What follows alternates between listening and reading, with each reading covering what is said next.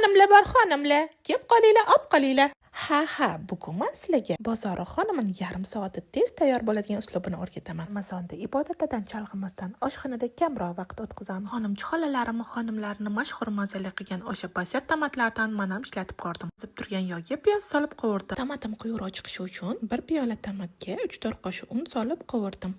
Ketidan suv solib, kamochkalarni ketkizib oldim. Kartoshka piyozlarimni mayda qilib somoncha shaklida to'g'rab oldim. Shu yupqa lavash xamiri bilan tayyorlasangiz, xoningiz juda ham tez tayyor bo'ladi.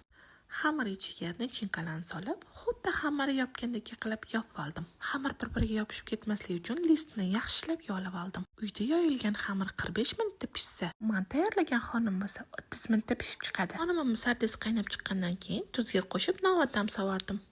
Tayyor bo'lgan xonimimni orqa oldilariga yaxshilab tomatlarni ayamasdan surib oldim. Mazasi bir-biriga o'tishi uchun 10 minutga salfan paketga o'rab olib qo'ydim. Bozori xonimning zo'r chiqishini sekreti sifatli tomat tanlash ekan. Videoni xonim yaxshi ko'radigan yaqiningizga jo'natib qo'yinglar.